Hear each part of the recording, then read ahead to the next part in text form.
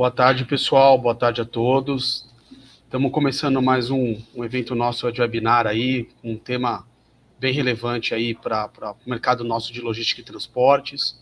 A gente procura sempre trazer conteúdos relevantes aí para informar, né, os profissionais da área de logística e transportes com relação às dificuldades, né, e informações aí pertinentes ao nosso mercado de trabalho. A gente conta hoje aqui com o Paulo. O Paulo é diretor da EZ Seguros. Primeiro, agradecer aí pelo aceite do convite, né, Paulo, e pelo tempo cedido para a gente. Obrigado pela participação. E também agradecer o Roberto, da Insert Seguros. A Insert é uma corretora especializada em seguros de transportes de cargas. Também temos que agradecer aí, viu, Roberto, pela disponibilidade e pelo aceite do convite. Tá bom. Eu que agradeço. Eu que agradeço o convite também. Obrigado, gente. Legal. Bom, a gente faz essa dinâmica é um bate-papo, né? A gente elencou algumas informações, algumas dúvidas pertinentes ao mercado. Esse bate-papo ele vai durar aproximadamente uns 45 minutos. Nós iremos abrir aí para perguntas, né? Para questionamentos, caso algum convidado participante gostaria de esclarecer também essas dúvidas. Aproveitar aí a participação dos dois especialistas da área para poder estar, enfim, trocando essas informações e fazendo esse bate-bola, né? Paulo, por que os seguros de transporte de cargas, né? O que são esses seguros e por que eles são tão importantes aí para o nosso segmento? Bom, Tiago, uma vez mais, boa tarde a todos, né? Obrigado pelo convite. Eu quero deixar aqui o registro que a EZ é uma seguradora tanto de transportador como de embarcador, né? Então, a gente acaba desenvolvendo negócio junto com os nossos parceiros corretores, tanto no embarcador como no transportador, né? Na verdade, nós temos aí um histórico de sinistros, né? O Brasil, por sua distância, né? O tamanho do Brasil, uma região tão continental, né? Que a gente tem uma dependência muito grande do modo de transporte terrestre, né? Então é natural que nessa extensão toda os sinistros de acidentes como de roubos eles acabam acontecendo. Então eu gosto sempre de dizer que a indústria de seguros ela é uma indústria que devolve mais benefício para a sociedade, que são as indenizações que a gente acaba, né, devolvendo para o cliente como parte do prêmio que ele acabou pagando, que é o grande objetivo aí do setor de seguros, tá? Então, num país que nós temos uma legislação, né, que ela fragiliza demais a atuação, né, de uma situação mais coercitiva, de uma proteção do poder público, né, perante a sociedade civil, o seguro ele acaba se tornando muito importante, né? Então, nós temos um histórico bastante grande de roubos de carga no Brasil e também um histórico bastante grande de acidentes. Afinal de contas, quanto mais passa o tempo, as frotas vão envelhecendo, né? Pouco se faz por parte do governo para incentivar a renovação da frota. Nós temos quase que 13% ou 14% das nossas estradas pavimentadas, portanto, a gente tem um problema bastante grande de qualidade das estradas para os nossos motoristas que trabalham arduamente aí, né, dia a dia, para levar a carga do ponto A para o ponto B, né? A própria infraestrutura para esse motorista respeitar a sua própria lei, a lei do descanso do motorista, ele acaba tendo que, para cumprir a lei, parar em lugares bastante ofensores do ponto de vista de roubo de carga, e aí eu estou falando também da própria integralidade do motorista, né? Então, o seguro ele acaba sendo super relevante, porque a gente garante o equilíbrio econômico do segurado, para ele também não ter um problema financeiro, um grande desencaixe, através das indenizações do seguro. Então, eu sempre ressalto, né, que, independente da obrigatoriedade do seguro, a gente contrata o seguro do automóvel, da nossa residência, porque a gente quer uma tranquilidade no momento mais difícil, né? Então, quando você tem um grande problema, que é um sinistro, acho que o setor de seguros, né, nesse objetivo de garantir o equilíbrio econômico e devolver benefício à sociedade, ele se torna muito relevante dentro do nosso ecossistema. Legal. Roberto, e você tem algum dado, né, alguma informação para complementar o Paulo? Eu acho que eu concordo com o Paulo, assim, da importância e do dinamismo do seguro de transporte no Brasil, né? A gente sabe o percentual de carga transportada via terrestre, e aí como o Brasil tem dimensões continentais e a qualidade das estradas, na grande maioria, não são boas, inevitavelmente acontece tanto acidentes, né, envolvendo cargas transportadas, quanto também o roubo de mercadorias, né? A gente tem um estado brasileiro, infelizmente, o Rio de Janeiro sofre muito com essas ações criminosas, e se expõe muito, tanto o embarcador, contratante do frete, quanto o transportador também, né, que está com essa mercadoria. Então, esses seguros são, de fato, assim, fundamentais para manter a solvência e a parte financeira, tanto do contratante do frete, quanto do transportador também. Então, eu acho que no Brasil a gente não consegue pensar em transportar carga sem seguro, né? Torna-se, de fato, um seguro obrigatório. E eu digo até mais, viu, Tiago? Eu acho que é um seguro estratégico para as empresas também, porque diante de um pagamento de prêmio muitas vezes é proporcional ao risco pequeno, garante aí que, numa eventualidade, você consiga ter a indenização, né? Então, acho que é estrategicamente fundamental ter o seguro de transporte no Brasil. Sim, e o que eu imagino também, tanto o Paulo quanto o Roberto, né, tratando especificamente essa questão de uma chaga muito grande que a gente fala do roubo de cargas, né, eu acho que o maior incentivador dessa questão é a própria legislação branda que nós temos aqui, né? Então, eu já tive experiências aí de conversas com delegados de polícia. Teve um caso assim, fora da curva de um delegado que ele falou que já tinha prendido 9 vezes a mesma pessoa por roubo de carga. Então ele prendia, solta, responde liberdade, porque é um crime leve, né? Daqui a pouco ele prendia de novo, então, ou seja, ele já tinha prendido 9 vezes e o primeiro processo ainda estava respondendo em liberdade. Então você acaba tendo um incentivo, né, no bom sentido, para que esse tipo de crime continue sendo praticado, né? Acho que esse é um problema grande. E, Roberto, quais são os principais seguros de cargas e quais são obrigatórios aqui no Brasil, né? Tá, Tiago, essa pergunta é interessante porque muitas vezes o pessoal desconhece a obrigatoriedade de seguro de transporte, né? No Brasil são poucos seguros que são de fato obrigatórios, acho que o mais conhecido é o DPVAT, até que foi descontinuado recentemente, agora voltou com limites menores. Mas falando do transporte, é o seguro de RC-TRC, que é o seguro de responsabilidade civil, transportador rodoviário de carga, que de forma comum o pessoal chama de seguro contra acidente, né? Que cobre aí tombamento, colisão, capotamento, então todo o dano causado à mercadoria, onde que o veículo transportador seja atingido, tem cobertura no seguro de acidente. E tem o seguro RCFDC, que agora é só RCDC, que tornou-se obrigatório também recentemente, que é o seguro contra roubo, furto, estelionato e apropriação indébita, né? Esses dois voltados para o transportador. Recentemente, a legislação brasileira colocou também o seguro de RCV como seguro obrigatório, que no caso seria um seguro contra danos causados a terceiros, né? Então, se um veículo transportador carregado bater em outro veículo, causar um dano material ou corporal, esse seguro vem com o intuito de fazer a indenização, né? E para os embarcadores tem o seguro de transporte nacional, né? Porque muitas vezes o embarcador tem frota própria e ele opta em fazer a contratação do seguro. Então, esses seguros são seguros obrigatórios, né? Então, a seguro de acidente, seguro de roubo, seguro contra terceiros, e no caso do embarcador também ele pode fazer a contratação do seguro contra acidente e roubo.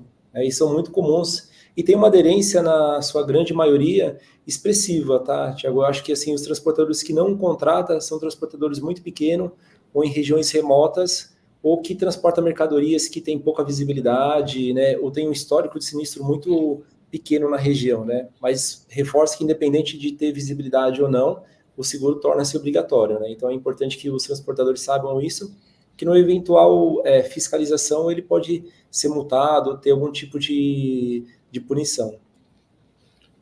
Tá, ok. Obrigado pelo esclarecimento, viu, Roberto? Paulo, falando um pouco desses seguros obrigatórios, né? O seguro com a nomenclatura atual hoje, que é o RCDC, até o ano passado, ele tinha a nomenclatura do RCFDC, né? Que era o Responsabilidade Civil Facultativa de Desaparecimento de Carga. Tá. Falando um pouco do histórico, quando é que surgiu essa cobertura de seguros? Assim, essa cobertura, na verdade, ela surgiu a partir de uma necessidade, né?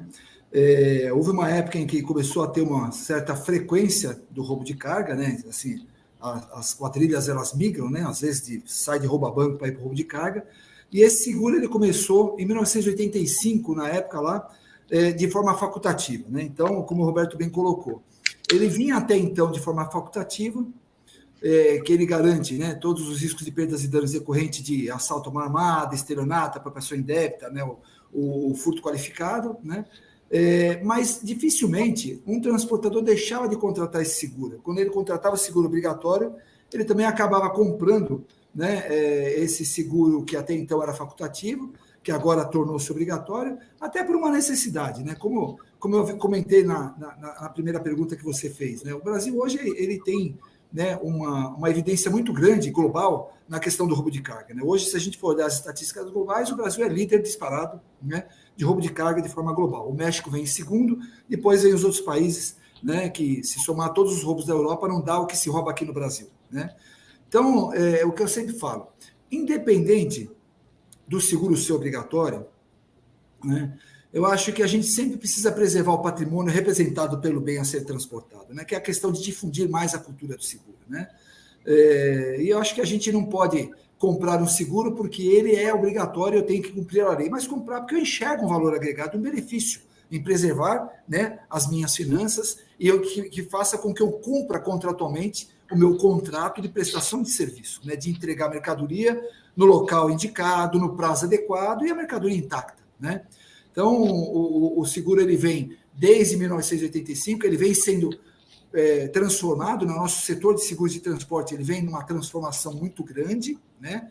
Porque houve uma mudança no regulatório o ano passado, por conta de uma medida provisória no final de 2022, né? Então, em 19 de junho, foi publicado, né, pelo governo federal uma alteração na obrigatoriedade do seguro, como o Roberto colocou, e agora, recentemente, o nosso órgão regulador, né, a SUSEP, que regula as seguradoras, né, ela publicou a circular 472, que ela vem justamente para dar uma organizada, para que as seguradoras agora possam aprovar os seus clausulados baseados na lei que já estava publicada desde o ano passado para o transportador, né? O embarcador, a SUSEP ainda deve fazer mais alguns esclarecimentos antes de publicar as novas regras para o embarcador, tá? E o RCV também, né? Ainda que tinha o RCFV, né, que está no ramo de automóvel, o RCV também, que cobre os danos materiais e danos corporais, como o Roberto colocou, né, para danos a terceiros, também a SUSEP ela deve soltar nos próximos dias também já as novas instruções normativas, os seus regulamentos, para as seguradoras que desejam vender esse seguro, aprovar as suas notas técnicas, tá? Mas, nesse momento, a SUSEP ela publicou, acho que foi 25 de setembro, né, a circular 472, que ela dá uma normatizada em todos os seguros de responsabilidade civil, né? Não só o transportador rodoviário, mas o ferroviário, o aeroviário, o aquaviário, né? Baseado, inclusive, na normatização dessa nova lei da 14599 do ano passado, tá? Então, é um pouco do que eu posso trazer aí como marco inicial dessa pergunta. Legal, obrigado, viu, Paulo, pelo histórico. Roberto, falando um pouco agora sobre a cobertura do RCDC, né? Quais são as coberturas oferecidas por esse seguro? Legal. É importante a gente falar também, Thiago, que é muito comum o pessoal chamar de seguro contra roubo mesmo, né? Que essas siglas aí viram uma sopinha na cabeça dos transportadores. A gente até tem esse cuidado de fazer aqui na Insert sempre uma menção entre seguro de acidente e de roubo, né? Mas vamos lá, o seguro cobre o desaparecimento, né? Caso haja desaparecimento total da carga parcial, sempre decorrente com o veículo transportador, ou seja, ele tem que estar concomitantemente com o veículo transportador. Então, ele cobre a apropriação indébita, né? Ou estelionato, que é muito comum, às vezes o motorista apresenta uma documentação ao transportador para poder ser aprovado aí pela gerenciadora de risco, ele toma posse dessa mercadoria para fazer o transporte e não entrega essa mercadoria, né? Então, isso a gente pode considerar ou apropriação indébita ou estelionato, né? Quando ele se passa por uma pessoa para ter essa questão. Tem a cobertura também do furto simples ou qualificado, extorsão simples ou mediante a sequestro também, que são coberturas do DC. É importante dizer também que em alguns casos ele faz um condicionamento a que tenha uso de força ou grave ameaça também, né? Quando o motorista ele é ameaçado e aí o ladrão vem a tomar a direção do veículo transportador. Essas são as mais comuns, né? E aí você pode contratar coberturas adicionais, como, por exemplo, cobertura de roubo em depósito. Você pode fazer uma extensão para essa cobertura de 15 ou 30 dias também. Existem algumas outras que você pode incluir nessa cobertura de roubo também. Porque quando a gente pensa no seguro de transporte, a gente está imaginando sempre a mercadoria em cima do veículo transportador, ou quando está no pátio, armazém dos transportadores, ele pode estar no chão, desde que tenha essa cobertura adicional. Mas a gente conseguiu também desenvolver algumas coberturas para aquelas mercadorias onde estão em trânsito entre o veículo transportador e o cliente, por exemplo. O motorista para o caminhão, um Fiorino, um carro menor, retira essa mercadoria e leva até o cliente final. Muitas vezes ele é abordado nesse trajeto e é roubado. A gente conseguiu também desenvolver coberturas. Ou o contrário, ele vai até uma determinada região retirar essa mercadoria e quando ele está levando para o veículo transportador, ele é abordado e leva essa mercadoria, né? Então a gente conseguiu incluir essas coberturas independente de estar no veículo transportador ou não. Essas são as principais, como eu comentei com você, todo mundo chama de seguro contra roubo, né? Que é muito comum que sejam utilizados. E é o que hoje, assim, todo mundo imagina que o Brasil perde mais dinheiro, indeniza mais com seguro de roubo, mas é o seguro de acidente que tem uma frequência maior de sinistro e de indenizações também. Porque, geralmente, quando acontece um sinistro de acidente, aquela mercadoria é saqueada. Então, além da gente ter o dano da mercadoria ter sofrido com a queda dela, né, e com o acidente propriamente dito, os populares que estão ali, eles se aproveitam da situação e fazem o saqueamento da carga. E aí tem casos que eles conseguem saquear 100% da mercadoria que não foi danificada, e isso acaba aumentando bastante o valor do prejuízo, né? E, Roberto, curiosidade, num caso desse que você acabou de relatar, teve um acidente e o saque, né? Em qual cobertura ela acaba sendo utilizada? A do acidente ou a do roubo? É legal, muito boa pergunta, Thiago. Nesse caso, ele entra pela cobertura do acidente mesmo, né, do RC-TRC do acidente. Tem uma curiosidade também que é importante, que os embarcadores e os transportadores saibam, né, eu tenho certeza que você sabe dessa informação, mas quando você tem um sinistro de tombamento seguido de saque, existem 2 boletins de ocorrência, um da Polícia Rodoviária Federal, né, ou da Polícia Estadual, que atende aquele sinistro de tombamento, e a gente precisa fazer um outro boletim de ocorrência da Polícia Civil para investigar essa questão de saque também, né? Então é importante, havendo isso, que o transportador já saibam que são necessários 2 boletins de ocorrência, que às vezes acontece numa região muito distante, e aí você acaba pedindo para o motorista vir para cá, tal, aí quando a seguradora pede essa documentação, é um transtorno, porque você está longe dessa região e você não consegue fazer, né? O mesmo acontece com o bombeiro também, que às vezes o veículo transportador pega fogo, acaba incendiando a mercadoria, e a gente precisa de um boletim de ocorrência feito pelos bombeiros também, que fazem aquele atendimento, né? E só para complementar a informação e elucidar sem tomar muito tempo, normalmente quando a gente tem um incêndio, a gente tem uma perda total. Porque a mercadoria que a gente não perde com incêndio, a gente perde com o rescaldo do bombeiro, que ele vai lá para molhar a mercadoria, ele molha tudo, então tudo bem, ele acabou com o incêndio e acabou também com o valor material da mercadoria, né? Então é só a título de curiosidade. Paulo deve sofrer bastante com isso em seguradora, né, Paulo? Tem bastante isso daí. Nosso prestador, quando chega no local lá, acabou tendo um agravo, né, do sinistro por conta da contenção, né, do objetivo do Corpo de Bombeiro ali em extinguir o incêndio, né? Mas essa pergunta aí é interessante, até o Roberto já complementou bem, porque quando você tem um acidente seguido de saque, o nexo de causa é o acidente, né, e o saque é consequência. Então a gente tem que regular o sinistro pela apólice do acidente, que foi o nexo de causa do evento. Paulo, falando um pouco sobre o seguro, o seguro de responsabilidade civil do transportador rodoviário de carga, que é o RC-TRC, né? Tá. Quais são as coberturas dessa pólice? Bom, as coberturas, na verdade, assim, primeiro que nós estamos falando de mercadorias em trânsito, né? Então é todo o risco de perdas e danos de causa externa durante o transporte, né? Consequente de acidentes, como o Roberto colocou. Quais acidentes? Tombamento, colisão, capotamento, adernamento e o incêndio e explosão do veículo transportador também, né? E, adicionalmente, existe aquela cobertura de incêndio em armazém também, por 15 dias ali, que é uma das possíveis pequenas alterações que a SUSEP está fazendo com relação a esse prazo de 15 a 30 dias ali, na nova lei, né, que vai entrar em vigor assim, já está em vigor, mas a adequação dos produtos até 180 dias da publicação do dia 25 de setembro, tá? Então, basicamente, é um risco nomeado ali, né? Tombamento, colisão, capotamento, adernamento, incêndio e explosão. Basicamente é isso, na cobertura básica do seguro obrigatório. Legal. Roberto, falando um pouco agora novamente sobre essa questão do roubo de cargas, né? Embora você já enfatizou que a questão em valores de sinistros, o maior problema estão nos acidentes, mas falando em roubos de carga aqui no Brasil, você tem dados estatísticos aí desses roubos do ano passado? Que você pode estar compartilhando com a gente? Sim, nós temos a média que acontece, né, no último ano foram 17 mil eventos que ocorreram de roubo de cargas. Eu acredito também que há uma subnotificação desses casos, porque existe, às vezes, ações criminosas que os valores não são muito expressivos. Existem algumas regiões uma dificuldade para que se obtenha o boletim de ocorrência, né, também. Existem algumas situações que, infelizmente, o transportador opta em não contratar o seguro, então, como ele não tem seguro, ele acaba não fazendo um boletim de ocorrência também, mas que foram notificadas no último ano, são 17 mil eventos. É engraçado que tem uma situação muito curiosa, né? O governo e as forças públicas de segurança falam que há uma diminuição nesses percentuais, mas não é a percepção que a gente sente como corretor, segurador e transportador, né? A gente acha que é o contrário, realmente aumenta. O que teve, de fato, foi o seguinte, houve uma pequena redução, mas um aumento em termos de valor, né? Então, assim, teoricamente caiu um pouquinho a quantidade de eventos em si e aumentaram expressivamente os valores, né? E eu acho também, de novo, que essa queda foi por uma subnotificação. Foram pessoas que deixaram de fazer a abertura dos boletins de ocorrência e não necessariamente que, de fato, acabou isso, né? Até porque a gente, como cidadão, não sente essa melhora na segurança pública, né? Faz sentido.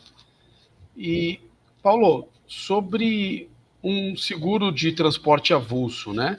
Aonde que se aplica? Porque atualmente, quando você faz uma contratação de seguro de transportes, né, as empresas trabalham com um período de apólice, né? Geralmente as apólices são anuais, né? Então, você faz uma contratação de apólice tanto do seguro RCTRC quanto do RCDC, né, por um prazo, como geralmente é de um ano, né? Então, durante essa vigência de um ano, qualquer evento, você tem essa cobertura do sinistro, né?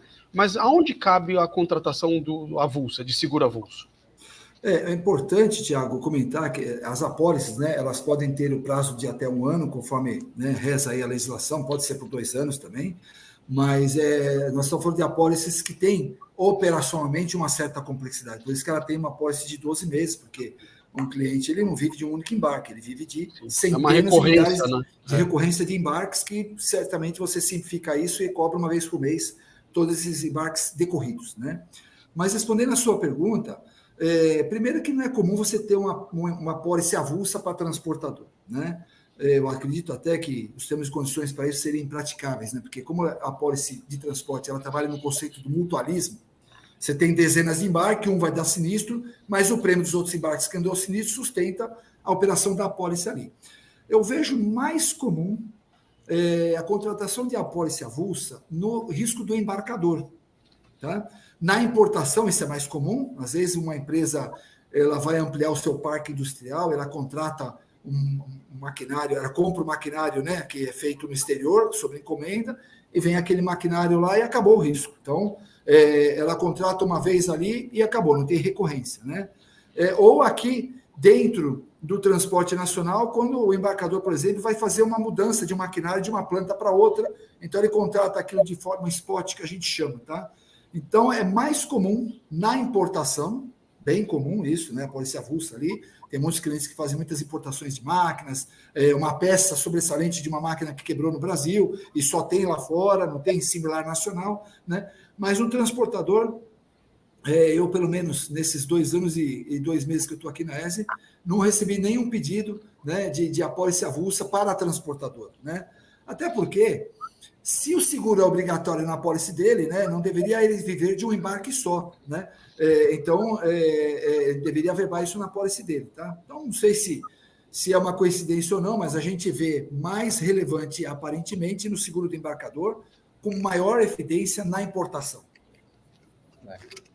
O que acontece raramente assim, Thiago, só complementando a explanação do Paulo, é que às vezes aparece assim, uma pessoa compra um carro de luxo, ou um carro de coleção, ou compra uma moto muito cara, e ele quer fazer o transporte com esses carreteiros que a gente vê durante a rua e fazer o transporte, e às vezes ele liga para a gente, e a pessoa física querendo fazer o transporte em nome, né? E aí como o Paulo falou, né, pela complexidade, acaba não sendo aplicável. Mas é muito mais uma situação pontual e muitas vezes trazido por uma pessoa física que sabe que o carreteiro lá não tem o seguro, né? Então a gente recebe bastante demanda nesse sentido. Interessante. Legal. Roberto, e quando a gente vai fazer uma contratação de uma cobertura de seguro, né? Quais fatores são analisados para determinar essa cobertura do seguro de carga? Legal, Thiago. Essa pergunta, assim, é longa, né? Porque são muitas variáveis, mas eu vou sintetizar para não tomar muito tempo e ser o mais objetivo possível. Principalmente o tipo de mercadoria transportada, né? Então, que tipo de mercadoria é essa transportada? A gente tem algumas mercadorias com alta visibilidade, né? Medicamentos, alimentícios, eletrônicos. Geralmente, assim, para o público entender, mercadorias que são de fácil pulverização no mercado paralelo, né? Então, se você imagina que cosméticos, por exemplo, tem um valor agregado e tem uma demanda muito grande, é uma mercadoria muito visada, medicamento idem, gêneros alimentícios, mesmo que não tenha um valor muito agregado, mas é muito fácil revender essas mercadorias, né? A gente tem a situação dos grãos, mesmo commodities, é muito difícil a rastreabilidade disso, né? Você imagina uma carreta de soja a granel, ele joga do lado a gente não consegue comprovar se essa mercadoria é ou não, tem pouca rastreabilidade, né? Então a gente pega muito assim, quais informações do tipo de mercadoria transportada. Outro ponto importante também, quais são as regiões de origem e destino.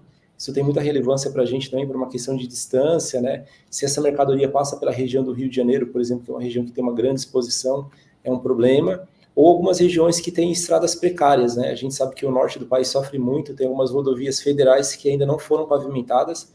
Você imagina o desafio de transportar uma carreta lá com mercadorias de valor agregado alto, e a gente tem todas as intempéries da natureza, chuva, né, atolamento, em alguns momentos tem até índio cobrando pedágio da gente, então a gente tem essa questão de saber para onde vai, que tipo de mercadoria que é, e aí outros pontos também que são fundamentais, são frota próprias, né, são transportes feitos com veículos do transportador, são agregados, são autônomos, e aí para complementar a gente pergunta também a questão do gerenciamento de risco, né, os veículos são rastreados, não são, tem alguma redundância, né, existe um plano de gerenciamento de risco não só para a mercadoria no sentido de roubo, mas para acidente também, ou seja, o motorista respeita a lei do descanso, tem pontos de parada previamente estabelecidos, que são itens que fazem muita diferença, porque a gente nota, pensando no caso de acidente, né, de repente o motorista trafega muito mais do que a lei do motorista permite, aí, sei lá, 7, 8 horas seguidas, aí muitas vezes ele faz um almoço longo, sei lá, de 2, 3 horas para almoçar, para descansar um pouco,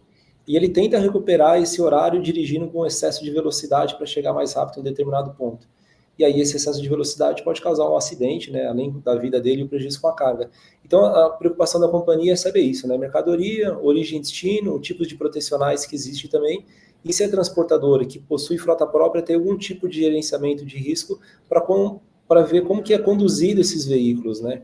Então isso altera bastante.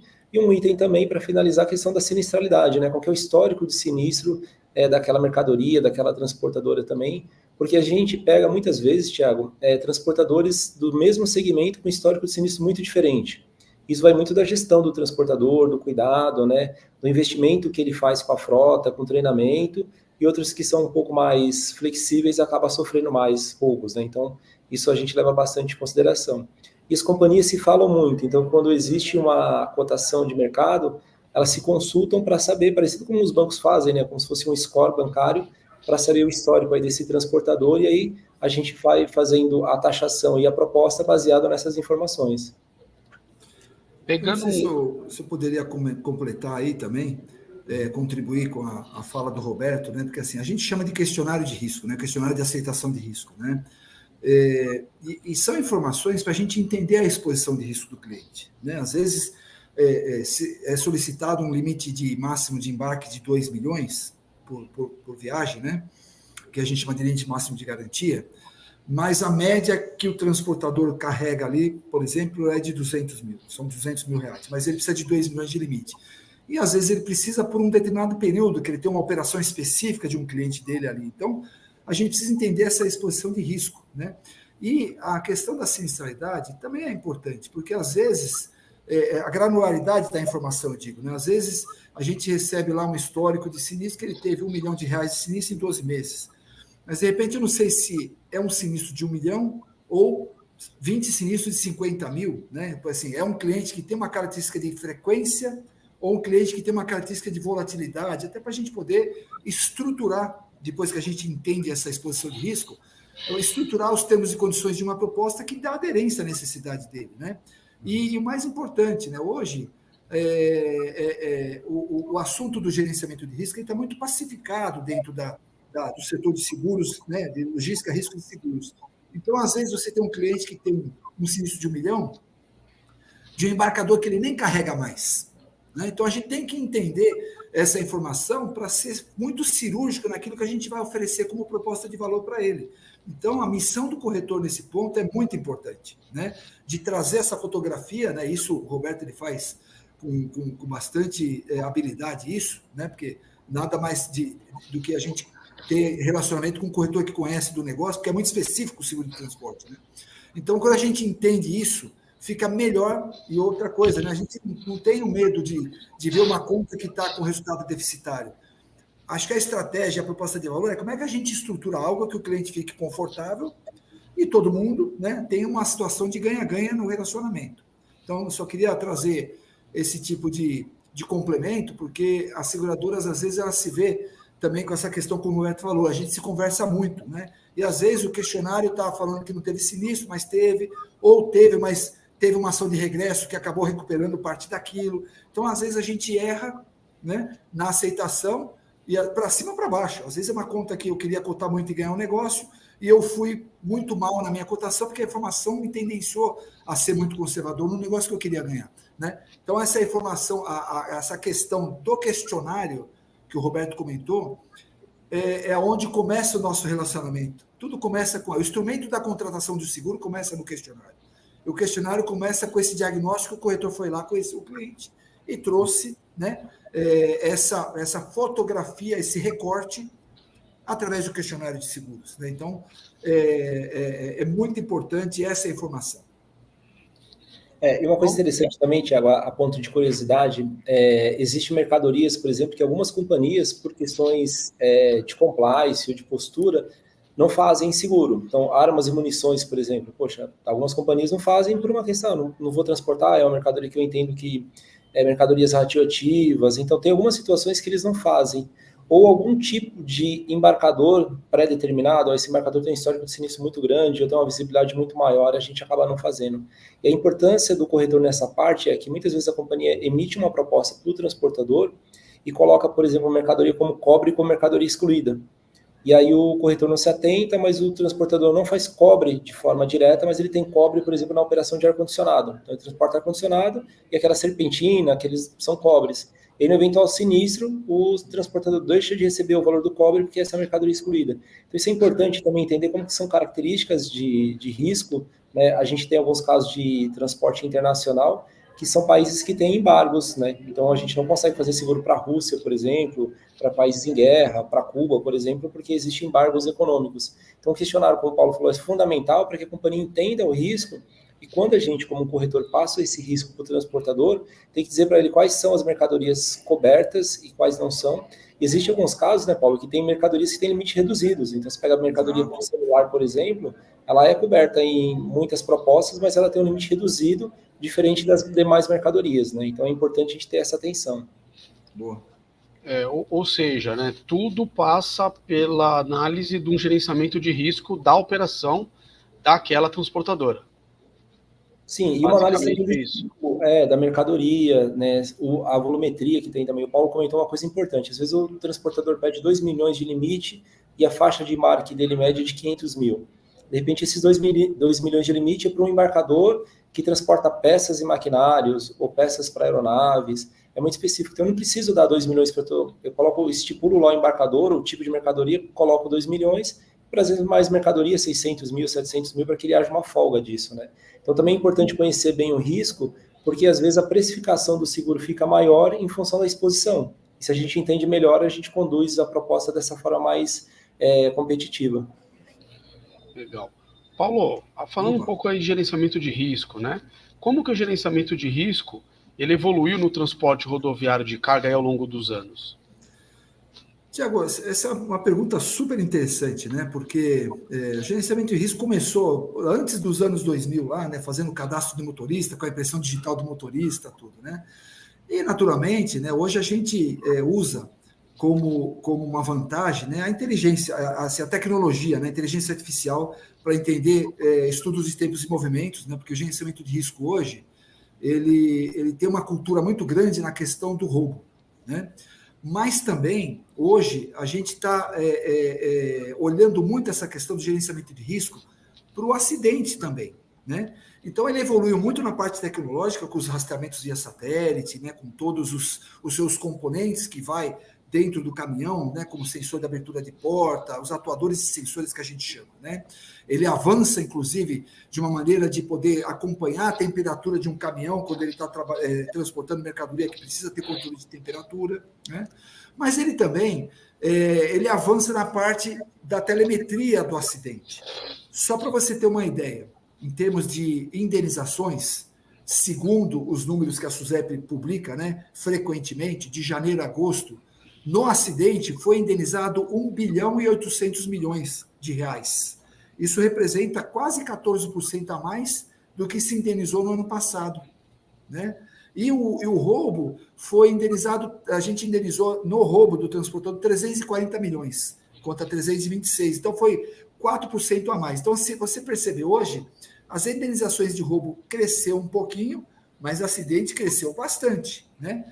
Então, o gerenciamento de risco que hoje a gente usa toda a parte da tecnologia, né, embarcada, do rastreamento via satélite, de colocar isca de carga, a isca, né, aquele equipamentozinho que vai dentro da carga ali, como uma forma de contingência se o gerenciamento de risco ele falhou, né? Então, se o ladrão conseguiu, de certa forma, anular o rastreamento via satélite, anular a escolta armada, que isso tudo é preventivo, né?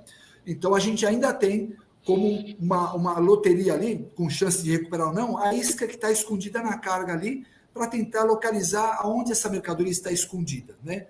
E, naturalmente, a nossa principal preocupação acaba sendo também a questão do acidente, porque o Roberto pontuou bem, quando tem um tombamento, tem o saque, mas o tombamento também é um bem do transportador, que ele deixa de ter aquele caminhão, que acabou danificando todo o caminhão, é um veículo a menos que vai escoar a carga para o transportador ali. Você tem os custos hospitalares se o motorista se machucou. Então, tudo isso, né, acaba sendo, em termos de prejuízo para a sociedade, 8 vezes maior do sinistro de roubo, né, entre acidente, custos hospitalares, o veículo, né, tudo isso, a estrada. Então, o prejuízo para a sociedade hoje no acidente acaba sendo 8 vezes maior do que o roubo, né? Como eu comentei, já vinha o ano passado tendo um aumento na frequência de acidentes, tombamento, colisão, capotamento, e este ano já aumentou em torno de 14% do que foi indenizado no mesmo período do ano passado. E aí eu queria só aproveitar a tua pergunta, que é muito interessante, por conta da nova lei, né, que agora a SUSEP publicou a circular 472, o gerenciamento de risco, que a gente fazia muito para a questão do roubo, também vai ser permitido também trabalhar por acidente, né? Então, eu gosto muito de usar o termo prevenção de risco, né? Vamos tentar prevenir, porque o sinistro vai acontecer. O nosso esforço, junto com o corretor e com o cliente, é tentar diminuir essa frequência, né? Para que ele possa cumprir com a obrigação dele, ter uma apólice sadia, né? Ter uma operação rentável, porque, obviamente, quando ele tem uma apólice que dá prejuízo e vai subir o preço do seguro, ele vai ter que repassar isso no preço do serviço dele, ele não tem uma operação rentável. Então, o seguro, ainda que o Roberto comentou lá atrás, né, que a taxa de seguro é muito pequena, né, para o transportador desprezar a compra do seguro, né, ele paga algum valor agregado no seguro para poder preservar o patrimônio dele, né, seja na frota, na carga, no seguro de vida do motorista, no seguro de saúde, enfim, né, temos aí opções de seguro para todo lado, tá? Então, aproveitando a sua pergunta, que a tecnologia evoluiu bastante, eu acho que ainda tem um espaço para evoluir, porque agora, com todo o machine learning, a inteligência artificial, não necessariamente aquele cliente que não tem sinistro, ele não tem exposição, porque às vezes você pega algumas práticas de motorista que está com excesso de velocidade, ele chegou no destino, ele não teve o acidente, não teve o roubo, mas quando você olha o disco de tacógrafo, que ele está com excesso de velocidade, o RPM excedido, ele está várias horas dirigindo ao mesmo tempo, desrespeitando a sua própria lei, né? Então ele está expondo. E quando ele bate num carro e mata uma família inteira e torna-se público, aí a coisa é pior do que eu indenizar simplesmente uma carga que foi danificada pelo sinistro, né? A coisa acaba sendo bastante ruim. Então, a tecnologia avança, agora permite-se fazer gerenciamento de risco também para o acidente, por conta da nova lei. É uma boa notícia, né? Porque isso, obviamente, quanto melhor o segurado previne o risco, melhor é a taxa de seguro dele, né? Então, existe uma compensação de um lado para o outro, né? Então, eu acredito bastante no gerenciamento de risco, né? Eu acredito que o Brasil hoje está exportando essa expertise de gerenciamento de risco para o México. Eu tive uma reunião outro dia com algumas seguradoras do Canadá que estão preocupados que em 5 anos tiveram $500 milhões de roubo, né? Falei, cara, isso aqui em 1 ano você tem mais do que isso. São 5, né? São 60%, são 2,5 bilhões de indenizações que a gente tem entre acidente e roubo, né? Então, assim, o Canadá está preocupado com uma coisa que a gente já passou, a dor, e hoje a gente está exportando essa expertise, né? Então é muito interessante. Além da tecnologia estar ampliando, ela tá barateando também, né? Então, Exatamente. Os próprios equipamentos de rastreamento dos caminhões, né, que antigamente só tinha satelital, né? Hoje você já tem cobertura, enfim, GPRS, híbrida, então o custo de comunicação já caiu muito já, né? E o próprio custo de instalação dos equipamentos, né? Mas é interessante. Assim, acho que eu não sei se foi o Roberto que falou, né? Assim, o poder público, né? Ele trabalha a passos lentos modernizar toda essa parte do regulatório, né, do marco regulatório do transportador, né? Ele trabalha a passos lentos renovar a frota de caminhões do Brasil, né? Assim, pouco se oferece de vantagens para um transportador autônomo, por exemplo, trocar o seu caminhão, para que o seu caminhão tenha mais modernidade, economia de combustível e, obviamente, menos poluentes, né, no ecossistema. Hoje se fala muito do ESG, né? Então, e também, quando você fala de tecnologia, os caminhões antigos não têm a parte elétrica apta para receber uma tecnologia embarcada, né? Então, esse cara vai carregar cargas de menor valor agregado, frete baixo, e o motorista tem um problema, coitado, né? Então, assim, a nossa preocupação é que, como comentamos, poder público com regulatórios atrasados, defasados e pouco estão se importando com isso. Número 2, infraestrutura. Se regulamenta a Lei 13.103, que é a lei da jornada de trabalho do motorista, né? E você olha as nossas estradas, 12% pavimentadas somente, ele vai parar em um lugar ermo, perigoso, para respeitar a lei dele. Ele expõe a vida dele e a carga e o caminhão para respeitar a lei da jornada, né? 3, existe uma migração muito grande da anfetamina para a cocaína, para esse cara ficar ligado e dirigir por 12, 13 horas consecutivas. Então, a gente começa a ter um problema de saúde pública no transporte de carga, né? E quando você pega um tombamento e o disco de tacófone acaba desaparecendo, né? É claro, né, que isso é uma situação muito delicada, é um tema muito delicado que caberia até um outro fórum para isso, mas hoje existe mecanismo para a gente ver se o tombamento foi por conta de excesso de velocidade, né? Hoje, quando a gente vê a tecnologia, a câmera dentro do caminhão, o motorista dirigindo por 2, 3 horas, sendo que ele ficou 1h30 no celular, né? Então, assim, é muito comum isso, né? Então, como é que a gente combate isso? É difundir a cultura do seguro, difundir as boas práticas, né?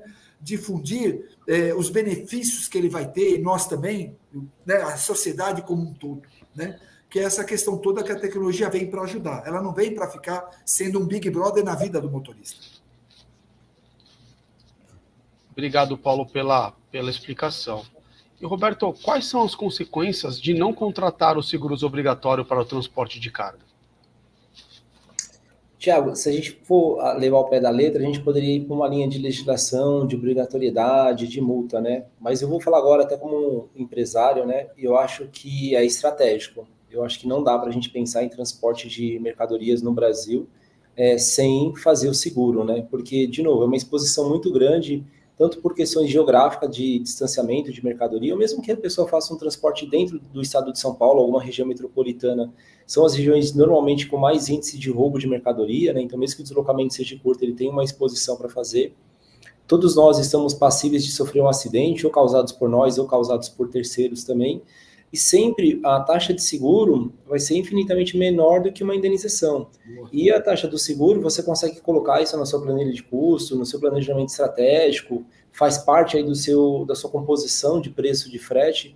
Então, não ter o seguro eu acho um pouco temerário, pensando até do lado como um empresário, entendeu? De você ficar com uma exposição muito grande. Lembrando que a mercadoria que você está transportando sempre é de terceiros, ou seja, tem um embarcador atrás disso te contratando, aguardando a entrega dessa mercadoria. Existe uma pessoa na ponta que comprou essa mercadoria e deseja receber. E aí, quando você não tem o seguro, a gente fica numa situação muito vulnerável, né? Então, nem preferi por essa parte de legislação, que pode ser multado, ser penalizado. Eu acho que é mesmo uma questão de estratégia. Às vezes a gente atende clientes assim que falam, poxa, mas eu nunca tive um sinistro de roubo, nunca aconteceu tal. E aí eu sempre falo, poxa, na Insert, por exemplo, a gente tem em média aí entre 120 e 160 sinistros por mês, né? A gente indenizou aí só nesse ano quase 15 milhões de reais de indenização. A gente torce que não aconteça com você, mas acontece, né? Um dia pode acontecer. Um dia pode acontecer. E às vezes o valor pode ser muito alto, né? No momento que a pessoa não tem caixa. E eu sempre falo, Thiago, você como transportador, você sabe disso. Por melhor que seja o seu frete, nenhum frete consegue comportar um sinistro de carga que não seja indenizado pela seguradora, né? Então, por melhor que você precifique, você transporta uma carga de 500 mil reais, se por acaso você não tiver seguro e tiver um sinistro, você não consegue comportar isso no frete, né? Bom, eu iria por essa linha de estratégia mesmo, sabe? Eu achei importante ter por uma questão estratégica de manutenção da empresa, solidez financeira. E eu até brinco, essa não é uma frase minha, foi de eu não lembro, me falhou o nome do professor que falou isso, ele falou, eu nunca me lembro de alguém ter contratado seguro e se arrepender. Mas ao contrário, eu conheço vários, né? Ou seja, quem deixou de contratar se arrepende, mas quem contratou não, né? Mesmo que não tenha utilizado. Então, acho que essa linha é a mais importante mesmo, de uma estratégia de manutenção, de receita, de longevidade, né? A gente pega os bancos, grandes conglomerados corporativos, multinacionais, tem seguro na contratação de tudo. Eles só fazem qualquer negócio com base no seguro, mesmo sabendo que tem um capital muito grande que poderia suportar eventuais sinistros, mas porque ele entende que o seguro faz parte do business dele, ele coloca aquilo como custo ou como investimento, dependendo da modalidade, e a contratação é sempre tida como essencial. Legal. Roberto, obrigado pelas informações. Pessoal, a gente vai encerrar o debate aí, a conversa nesse momento, né? Importante eu também trazer informação que esse material que a gente tem conversado aqui na Binar, nós também desenvolvemos um e-book para download gratuito. O e-book está disponível no nosso site. Eu vou mandar no chat aqui, no comentários, né, o link para o download do e-book, porque caso também alguém queira se aprofundar na informação sobre isso, a gente tem no site www.tdbtransporte.com.br, tem uma aba de conteúdos lá no e-book, e dá para fazer o download do material, e onde tem detalhado, né, a questão das coberturas obrigatórias, o que cada sigla daquela que a gente comentou significa, quais são as coberturas para cada seguro, né? E neste momento eu gostaria de abrir aí, enfim, para dúvida dos participantes do evento. Mais uma vez agradecer a disponibilidade do Paulo, do Roberto, né? Imagina. E agradecer também a disponibilidade das pessoas que se inscreveram e estão participando, né? Então, caso alguém tenha alguma dúvida sobre essa questão da cobertura, né, a gente está à disposição aí para esclarecimentos também.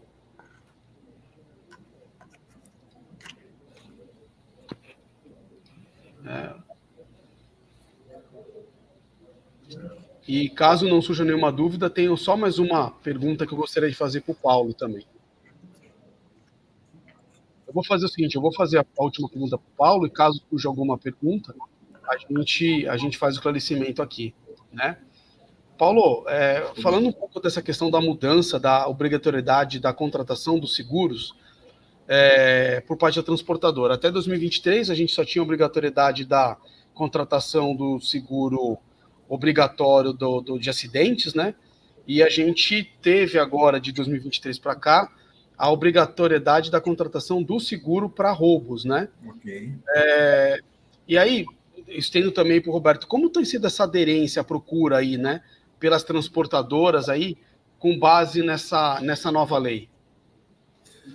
Bom, eu responderia assim. Quando a gente olha os números de prêmio de seguro, o seguro do transportador, tanto o acidente como o roubo, eles cresceram em relação ao ano passado, né?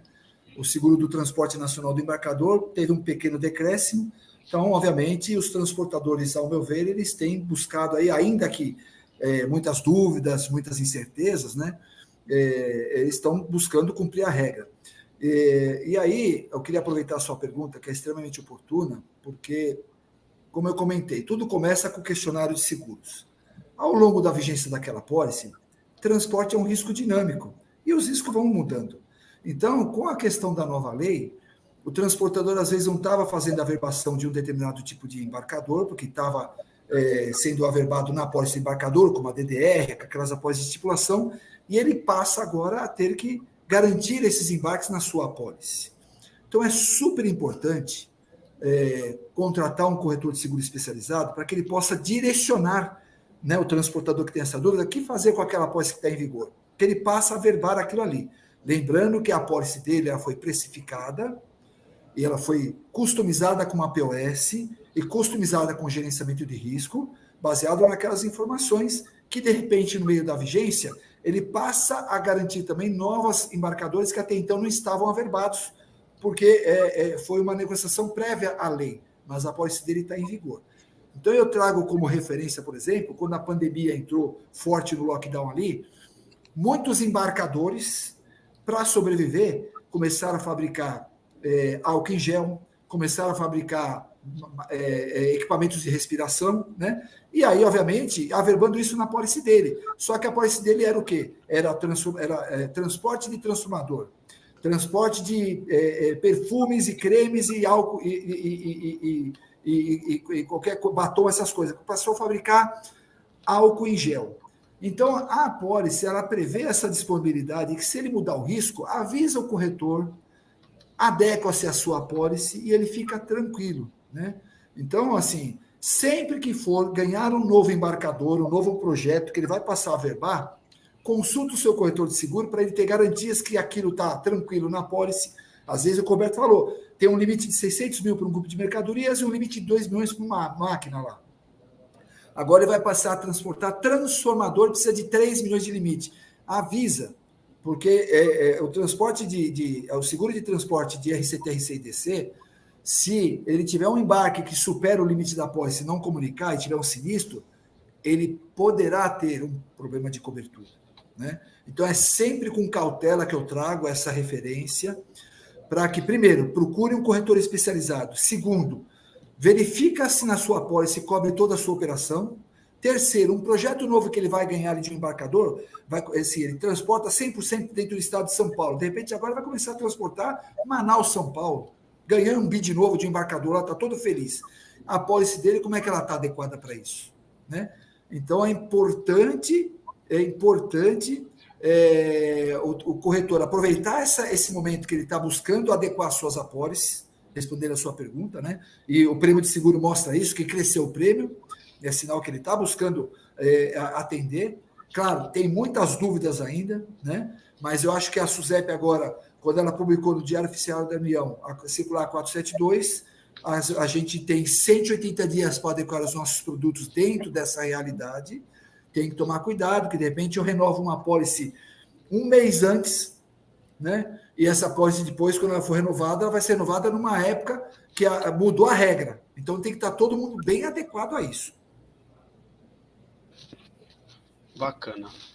Bom, como a gente não teve dúvidas, eu disponibilizei ali no link do YouTube o site para download do e-book, né? Caso alguém queira se aprofundar um pouco mais.